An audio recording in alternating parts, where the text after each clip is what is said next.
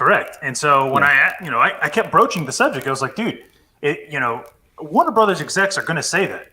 The Warner Brothers execs that you're either getting your information from or the people that you know that are knowing them, they're all fucking pissed anyways, dude. They're fucking upset about AT&T and Warner Media coming in and taking over all of the shit that they were basically given, right? I mean, imagine you working for somebody and a new owner comes in and they start bringing in their own management. You were a manager. Now all of a sudden they're bringing in the same manager that is in position that you're doing.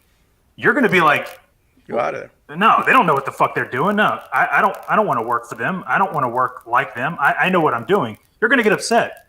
And imagine you have some kind of outlet to go, hey, they don't know what they're fucking doing. Or, yeah, if they're going to release it, they're fucking horrible. That's the kind of shit that happens where you look at it. And so I called him out. I was like, dude, well, Warner Brothers execs can say whatever the fuck they want now. Literally. They can say whatever they want. It has no bearing anymore. AT&T is technically where it's supposed to be at.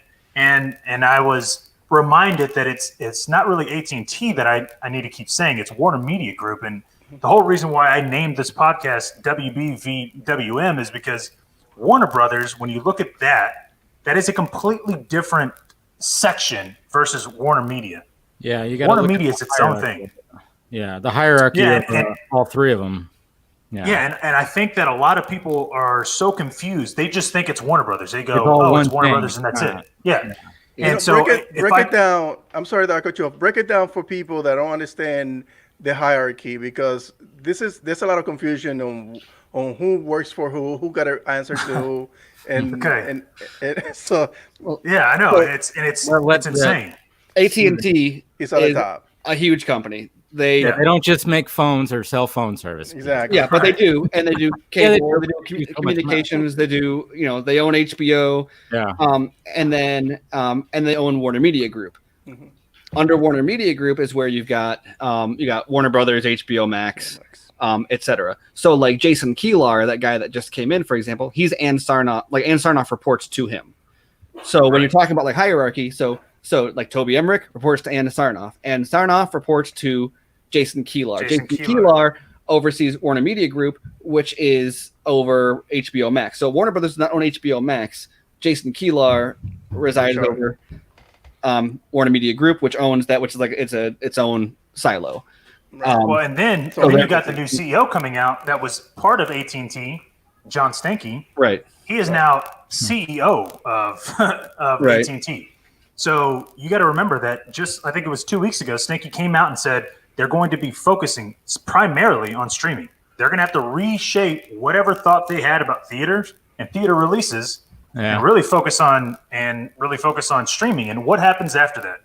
Literally, like a few days later, some Warner Brothers exec comes out and says, "No, we're gonna stay focused on theaters releasing." And it's like, okay, well, tell that to your CEO, because your fucking CEO just basically said, "No, we're gonna stick with streaming because that's the area."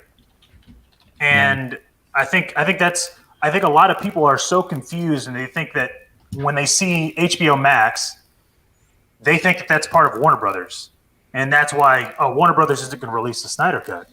And it's like, well, no, you're talking out of your ass, because Warner Brothers has nothing to do with it. If that was the case, they would have released it in theaters in 2017. That didn't happen. So that's kind of what I get the hierarchy and all that, how you can kind of look at everybody from a pyramid type of way. But Dave, what would you say is kind of maybe a better analogy, or what? How do you separate the two?